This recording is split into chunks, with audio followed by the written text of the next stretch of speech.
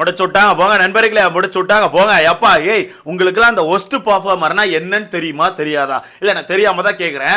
Worst பர்ஃபார்மர்னா என்னன்னு தெரியுமா தெரியாதா? ஒஸ்ட் பர்ஃபார்மர்னா இந்த வீட்டுக்குள்ள ஒண்ணுமே பண்ணாம சில மாதிரி யாராவது உட்கார்ந்துருப்பாங்கல்ல, அவங்க தான் ஒஸ்ட் பர்ஃபார்மர். வீட்டுக்குள்ள இடியே விழுந்தா கூட இடியா அப்படின்னு சொல்லிட்டு இஞ்சி டீ குடிச்சு எவனா சைட்ல உட்கார்ந்துருப்பான்ல, அவன் தான் ஒஸ்ட் பர்ஃபார்மர்.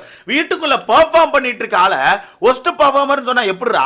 கண்டென்ட் அள்ளி கொடுத்துட்டு இருக்கிறது விஜய் பாரு, அவங்கள போய் ஒஸ்ட் பர்ஃபார்மர் செலக்ட் பண்ணி வச்சிருக்காங்க ப்ரோ. காலங்காலத்துல முதல் ப்ரோமோ ரிவ்யூலே சொன்னா ப்ரோ, இவங்க யாருமே ஒஸ்ட் பர்ஃபார்மர்ஸை கரெக்டா செலக்ட் பண்ண மாட்டாங்க, கண்டிப்பா அவங்களுக்குள்ள இருக்க வன்மத்தை தான் வெளியே கொட்டுவாங்க, வன்மத்தை கொட்டி விஜய் பார்வை கண்டிப்பா ஜெயிலுக்குள்ள அனுப்பிடுவாங்கன்னு சொன்னேன். அதே மாதிரி இப்ப விஜய் பார்வை ஜெயிலுக்குள்ள அனுப்பிட்டாங்க. என்ன ப்ரோ சொல்ற, விஜய் பாரு ஜெயிலுக்குள்ள போறாங்களா? எஸ், விஜய் பாரு ஜெயிலுக்குள்ள போறாங்க. கூடயே யாரு போறான்னா நம்ம அக்காவோட ஒரு சைடு துடுப்பு, அதுதான் நம்ம காமு மாமா. சோ காமு மாமாவும் ஒஸ்ட் பர்ஃபார்மர்னு சொல்லிட்டு ஜெயிலுக்குள்ள போறாங்க. எனக்கு இந்த விஷயத்துல காமு மாமாவை ஏத்துப்பேன், ஓகேவா? காமு மாமா பொறுத்தவரைக்கும் இந்த வாரம் பெருசா கண்டென்ட் கொடுக்கல. அவர் தெரிஞ்சதே ரெண்டே இடத்துல தான். ஒன்னு நேத்து சண்டை போட்டப்போ, அப்புறம் இன்னொன்னு விஜய் பாரு அங்க எங்கமா கத்திட்டு இருக்கும்போது சைட்ல போய் நின்னுட்டு விஜய் பாருக்கு கொஞ்சம் ஆறுதல் கொடுத்துட்டு இருந்தப்போ, இந்த ரெண்டு இடங்கள்ல மட்டும் தான் காமு மாமா தெரிஞ்ச ஓகேவா? அதனால நீங்க காமு மாமா ஒஸ்ட் பர்ஃபார்மர் சொல்றது ஓகே. விஜய் பார்வதி எப்படி ஒஸ்ட் பர்ஃபார்மர்? இப்போ எப்படி ஒரு கூட்டம் வரும், கண்டிப்பா ஒரு கூட்டம் வந்து கமெண்ட் செக்ஷன்ல ப்ரோ நீ வந்து பார்வோட பிஆர் தானே ப்ரோன்னு சொல்லி கேட்பானு. உங்ககிட்டே நான் கேட்கிறேன், ஒஸ்ட் பர்ஃபார்மர் என்ன? வீட்டுக்குள்ள ஒண்ணுமே பண்ணாத ஆள் தானே, அவங்க நெகட்டிவா கண்டென்ட் கொடுத்துருக்காங்கல்ல. இந்த வீட்டுக்குள்ள ஒஸ்ட் பர்ஃபார்மர் செலக்ட் பண்ணும்போது யாரோ ஒருத்தர் நினைக்கிறேன், நம்ம விக்ரம் அவர்கள் என்ன சொல்லி விஜய் பார்வை செலக்ட் பண்ணாங்க தெரியுமா? நெகட்டிவா கண்டென்ட் கொடுத்துட்டு இருக்கீங்க, நெகட்டிவா கண்டென்ட் கொடுத்து நெகட்டிவ்ல மட்டுமே வாழ ட்ரை பண்றீங்க, அதனால நான் உங்களை ஒஸ்ட் பர்ஃபார்மர்னு சொல்றேன்னு சொல்லி சொன்னாங்க. கண்டென்ட் கொடுத்தாங்கல்ல, அப்புறம் எப்படி அவங்க ஒஸ்ட் பர்ஃபார்மர் ஆவாங்க? இவங்க நினைச்சுக்கிட்டது ஒஸ்ட் பர்ஃபார்மர்னா இந்த வீட்டுக்குள்ள ரொம்ப ஒஸ்டா நடந்துகிட்டது நினைக்கிறாங்க போல. இல்ல, பிக் பாஸ் ஆரம்பிக்கும் போதே ஒரு விஷயத்த சொல்லுவாரு, ஒஸ்ட் பர்ஃபார்மர்னா இந்த வீட்டுக்குள்ள ஒண்ணுமே பண்ணாம எதுலையுமே கலந்துக்காம எதுக்கு இருக்காங்கன்னே தெரியாம சுத்திட்டு இருக்கிற நபர். அவங்கள ரெண்டு பேரை செலக்ட் பண்ண சொல்லுவாங்க. நீங்க எப்படி செலக்ட் பண்ணி வச்சிருக்கீங்க? இதுல நம்ம வினோத் அவர்கள் வந்து ஸ்டார்டிங்ல ஒரு பாட்டு பாடுவார், ஓகேவா? பிக் பாஸ்ல அந்த ஒஸ்ட் பர்ஃபார்மர் செலக்ட் பண்றதுக்கு எல்லாருமே லிவிங் ஏரியால உட்கார்ந்து இருக்கும்போது வினோத் அவர்கள் ஸ்டார்டிங்ல ஒரு பாட்டு பாடுறாரு. அந்த பாட்டு என்னதான் ஃபன்னா இருந்தாலும் அவர் அதுல கொண்டு வர்ற கருத்து எனக்கு என்னமோ தப்பா இருக்கு. ஏன்னா அவர் விஜய் பாரு சொல்ற விஷயங்களை மண்டையில போட்டுட்டு தண்ணி பழத்தை ஆப்போசிட் பண்ணி பேசிட்டு இருக்காரு. தண்ணி பழத்தை ஆப்போசிட் பண்ணி பேசிட்டு இருக்காரு. என்ன பாட்டு பாடுறாருன்னா, ஒரு மாதிரி ஜாலியா பண்றாப்ல, நல்லா பண்றவங்கலாம் முதுகுல குத்துவாங்க, மொக்கையா பண்றவங்கலாம் வின்னர்னு சொல்லுவாங்க அப்படின்ற மாதிரி வைபா ஒரு பாட்டு பாடுறாப்ல, ஒரு கானா பண்ணிட்டு இருக்கும்போது கடைசியில தண்ணி பழத்தை பார்த்து ஒன்று சொல்றாரு. என்ன சொல்றாருன்னா, சொத்தோல முட்டை சோறுக்கும் மாதுளம் பழத்துக்கும் தண்ணி பழம் வந்து பாட்டில செலக்ட் பண்ணிட்டாரு, எல்லாத்துக்கும் அப்ரூவ் கொடுத்துட்டாருன்னு சொல்லிட்டு ஒரு பாட்டு லைனை, அந்த பாட்டில் ஒரு லைனை வச்சிருக்காரு, ஓகேவா? அது கரெக்டான்னு கேட்டீங்கன்னா தப்பு. அவர் அப்படிலாம் பண்ணவே இல்லை. அங்க நான் சிம்பிளா சொல்றேன், இவங்க எல்லாம் விஜய் பாரு சொல்றதை வச்சுட்டு விஜய் பாரு வந்து ஒரு விஷயத்தை நேற்று ஏற்றி விட்டாங்க. திவாகர் தான் சுபிக்ஷா வின் பண்ண வச்சாரு, திவாகருக்கு தான் சுபிக்ஷா வின் பண்ணணும்னு சொல்லி துடிச்சிட்டு இருந்தாரு, அதனால தான் அப்படி நடந்துச்சு, இல்லாட்டினா நான் ரம்யாவை தான் வின் பண்ண வச்சிருப்பேன்னு சொல்லிட்டு விஜய் பாரு நேற்று ஒரு விஷயத்தை திருப்பி விட்டுட்டாங்க. அதை பிடிச்சி வச்சுட்டு வினோத் இப்படி பண்ணிட்டு இருக்காப்ல. வினோத் அவர்கள் நல்ல ஒரு விஷயத்தை புரிஞ்சுக்கணும். தண்ணி பழத்தை பொறுத்தவரைக்கும் சுபிக்ஷாக்கு எக்ஸ்ட்ரா பாட்டில் கொடுக்கணும்னு நினைச்சது உண்மைதான், ஓகேவா? அது ரெண்டாவது நாளே நினைச்சாரு, சுபிக்ஷாக்கு எக்ஸ்ட்ரா பாட்டில் கொடுக்கணும், ஒரு பாட்டிலாச்சும் எக்ஸ்ட்ரா அப்ரூவ் பண்ணணும்னு சொல்லிட்டு நினைச்சிட்டு இருந்தார். ஆனா ரெண்டாவது நாள்ல இருந்து நம்ம பார்வர்கள் இருக்காங்களா, பார்வர்கள் ரம்யாக்கு தான் அதிகப்படியான பாட்டில் செலக்ட் பண்ணோம், ரம்யா தான் வின் பண்ண வைக்கணும்னு சொல்லிட்டு அழுத்தி ஃபோர்ஸ் பண்ணி சொல்லிக்கிட்டே இருந்தாங்க, ஓகேவா? ரம்யாவை தான் வின் பண்ண வைக்கணும், ரம்யாவை தான் வின் பண்ண, சண்டை கூட போட்டுருப்பாங்களா. அந்த சண்டை போட்டதுக்கான காரணம்லாம் என்ன? ரம்யாவை வின் பண்ண வைக்கிறது தான். நைட்டு கூட தனியாக உட்கார வச்சு ரம்யாவையும் தண்ணி பழத்தையும் உட்கார வச்சு, இங்க பாருங்க தயவுசெய்து இன்னைக்கு மாதிரி பண்ணிடாதுன்னு, எப்படியாச்சும் ரம்யாவுக்கு அதிகப்படியாதுன்னு செலக்ட் பண்ணிடுறேன்னு சொல்லிட்டு ஃபுல்லா ரம்யாவுக்கு பாட்டில செலக்ட் பண்ண வச்சாங்க. பட் காலையிலே நம்ம அக்காவுக்கு தெரிஞ்சு போச்சு ரம்யா சரிப்பட்டு வரமாண்டா, நம்ம வந்து சுபிக்ஷாட்ட பிளான் போடுவோம்னு சொல்லிட்டு சுபிக்ஷாட்ட பிளான் போட்டு அதுக்கப்புறம் சுபிக்ஷாக்கு இவங்க செலக்ட் பண்ணாங்க, ஓகேவா? தண்ணி பழத்தை விட சுபிக்ஷாக்கு அதிகப்படியான பாட்டில் செலக்ட் பண்ணது விஜய் பாரு தான். கடைசியால ரெண்டு பாட்டில் சும்மா எடுத்து போட்டுருப்பாங்க. சோ இங்க அதிகப்படியா சுபிக்ஷாக்கு சப்போர்ட் பண்ணது விஜய் பாரு தான். பட் இப்போ விஜய் பாரு இப்படி தண்ணி பழத்துக்கு மேல திருப்பி விட்டோன்னே இவர் தேவையில்லாம ஒரு பாட்டு லைன் எல்லாம் வச்சு தண்ணி பழத்துக்கு ஆப்போசிட்ல பேசிட்டு இருக்காரு. அது ரொம்ப தப்பு, ஓகேவா? என்னதான் ஃபன்னா இருந்தாலும் அவர் வெளியே கொண்டு வர கருத்து அப்படிங்கிறது ரொம்ப தப்பா இருக்குது. அப்புறம் வீட்டுக்குள்ள எப்பவுமே உங்களுக்கு தெரியும், எப்போ அப்படியே வன்மத்தை கொட்ட ஆரம்பிச்சிட்டாங்க, வன்மத்தை கொட்டி தீர்த்துட்டு இருக்காங்க. விஜய் பாரு இந்த வாரம் ஃபுல்லா நெகட்டிவ் தான் கொடுத்தா, விஜய் பாரு இந்த வாரம் ஃபுல்லா எதுக்கு இருந்தானே தெரியல, ஃபுல்லா பிரச்சனை மட்டும் தான் பண்ணோம், அதனால நாங்க வந்து விஜய் பார்வை சொல்றோம்னு சொல்லிட்டு ஒரு கும்பல் வந்து விஜய் பார்வை சொல்றாங்க.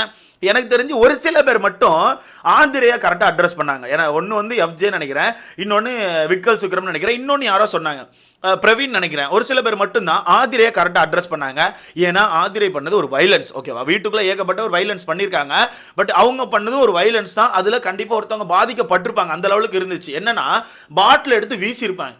ஆப்போசிட்ல கண்ணாடி இருக்கு, கேமரா இருக்கு, ஒருத்தவங்க மூஞ்சி இருக்கு, எல்லாத்தையுமே மறந்துட்டு அவங்களுக்கு வந்து கோவத்துல பாட்டில் எடுத்து வீசியிருப்பாங்க. அதை யாருமே அட்ரஸ் பண்ணல. இந்த 3 பேர் மட்டும் தான் அட்ரஸ் பண்ணி சொல்றாங்க ஒஸ்ட் பெர்ஃபார்மர்னு சொல்லிட்டு. அதிகப்படியான ஓட்டுகள் அவங்களுக்கு வரல. அடுத்தது கலையரசனை ஒரு சில பேர் சொன்னாங்க. கரெக்ட், கலையரசனை சொல்ற எல்லாருக்குமே வாழ்த்துக்கள். ஆனா கலையரசனுக்கு நிறைய பேர் கொடுத்த கருத்து என்னன்னா, கலையரசன் வந்து முதுகுல குத்திட்டான், கலையரசன் பக்கத்துல இருந்து பேசிட்டே பின்னாடி ஒரு கேம் ஆடுறான்னு சொல்லிட்டு இருக்காங்க. ஆக்சுவலா இங்க நாமினேஷன் ப்ராசஸ் நடக்கல. நாமினேஷன் ப்ராசஸ் நடக்கல, இங்க ஒஸ்ட் பெர்ஃபார்மர் நடக்குது.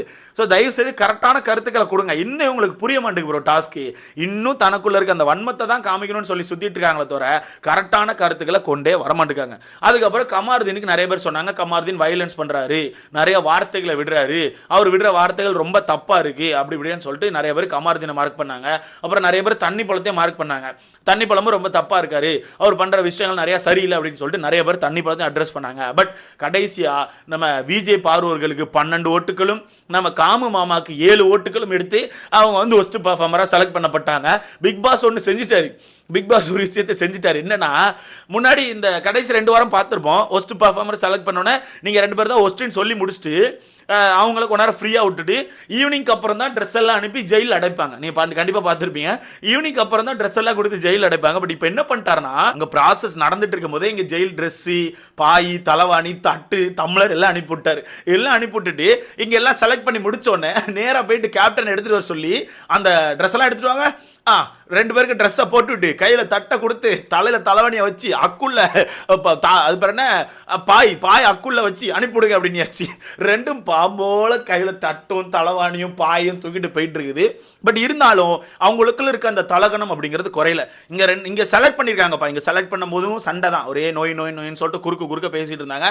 சரி, அது கூட ஓகேன்னு சொல்லி சைடில் விட்டுலாம். பட் என்ன பண்றாங்கன்னா, பேசிட்டே இருந்துட்டு எல்லாம் முடிஞ்ச பிறகு அவங்க 2 பேரும் செலக்ட் பண்ணப்பட்டாச்சா, 2 பேரும் மாத்தி கை கொடுத்துக்கிறது என்ன, ஏதோ அவங்க வந்து பெரிய போரில் அப்படியே பெய்ய அடிச்சு வின் பண்ணி நாட்டுக்காக அப்படியே ஜெயிலுக்கு போன மாதிரி தான். அவங்க 2 பேரும் போயிட்டு ஜெயில் போமா அங்கே போய் உட்காரும் அப்படின்னு சொல்லிட்டு இருக்காங்க. பட் எனக்கு என்ன வருத்தம்னா, கண்டென்ட் வராது இன்னைக்கு.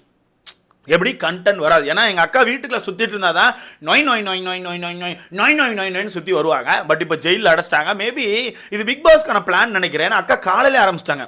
அக்கா காலையிலே ஆரம்பிச்சு ஒரு கத்தி எடுத்த மேட்டர்ல இருந்து நோய் இருந்தாங்க, கத்திக்கிட்டே இருந்தாங்க. எது கத்துறேன்னு தெரியாமல் எல்லாரும் ட்ரிகர் பண்ணிட்டு இருந்தாங்க. ஸோ பிக் பாஸ் பார்த்தாரு, இன்னைக்கு ஒரு நாள் ரெஸ்ட் எடுக்கலாம்னு சொல்லிட்டு காலங்காத்தால ஒஸ்ட் பெர்ஃபார்மர் 2 பேரும் ஜெயிலுக்குள்ள போவேன்னு சொல்லிட்டு இப்போ நம்ம அக்காவை ஜெயிலில் அடைச்சிட்டாங்க. ஸோ பிக் பாஸ் நிம்மதியாக தூங்கலாம், கொஞ்ச நேரம் தூங்கலாம், நம்மளும் கொஞ்சம் ரெஸ்ட் எடுக்கலாம். நான் உங்ககிட்ட ஒரு வச்சுக்கிறேன், அந்த ஜெயிலில் உள்ள கேமரா ஆஃப் பண்ணிருக்கேன், எங்கிட்ட காட்டாதீங்க, எங்களால முடியாது. எங்க அக்கா உள்ள உட்காந்து எப்படி பெருமையை பீத்திக்கிட்டு நாங்க தான் அப்படின்னு சொல்லி பேசிட்டு இருப்பாங்க. அதனால அதை மட்டும் கொஞ்சம் கட் பண்ணிக்கிட்டேன்னு நல்லா இருக்கும்னு எனக்கு தோணுது. இதை பற்றி உங்களுக்கான கருத்தை நான் சொல்லிட்டு மறக்காம கமெண்ட்ல போடுங்க. அண்ட் அக்கா பாவம் தான் ப்ரோ, அக்கா பாவம். நேற்று அவ்வளோ கஷ்டப்பட்டு எல்லார்ட்டையும் திட்டு வாங்கி நாமினேஷன் ஃப்ரீ பாஸ் வாங்கலாம் ட்ரை பண்ணாங்க, அதுவும் கிடைக்கல. இன்னைக்கு என்னன்னா ஒஸ்ட் பெர்ஃபார்மர்னு தூக்கி ஜெயிலில் போட்டாங்க. வர நாளைக்கு நாளைக்குல வேற சேதனம் போட்டு உரிப்பாப்பில். ஏன்னா அவர் கடும் கோவத்தில் இருக்காருன்னு கேள்விப்பட்டேன். பயங்கரமான நியூஸ்லாம் வந்துட்டு இருக்குது. எந்த கார்டு எடுக்கலாம்னு அண்ணன் யோசிச்சுட்டு இருக்காப்புல போல. டீம் பயங்கரமாக யோசிச்சுட்டு இருக்குது. டீம் யோசிக்க ஆரம்பிச்சிட்டாங்க, இவரை தூக்குனா கரெக்டாக இருக்குமா, இல்லை எல்லோ கார்டு கொடுத்து உட்கார வைப்பான்னு சொல்லிட்டு ஏகப்பட்ட விஷயங்கள் போயிட்டு இருக்குது. ஸோ நாளைக்கு நல்லா இருக்கும். மேபி உங்களை ஜெயிலில் அடைச்சதுனால தான் பெருசாக கண்டென்ட் இல்லாமல் போயிடுச்சுன்னு நினைக்கிறேன். ப்ரொமோவை காணும். நான் வந்து இந்த இதை ஷூட் பண்ணிட்டு இருக்கேன், 12:30 தாண்டி போயிட்டு இருக்குது. ப்ரொமோவை காணும், எப்போ வரும் நமக்கு தெரியல. ஸோ நீங்கள் சொல்லுங்கள், இவங்க 2 பேர் ஒஸ்ட்டுக்கு கரெக்டாக இல்லை கமாருதீனையும் நம்ம கலையரசனையும் போட்டால் கரெக்டாக இருந்திருக்குமா, இல்லை கலையரசனையும் துஷாரையும் போட்டால் கரெக்டாக இருந்திருக்குமா? உங்களுக்கான கருத்தை சொல்லிட்டு மறக்காம கமெண்ட்ல போட்டு கருத்தில் பார்க்கலாம்.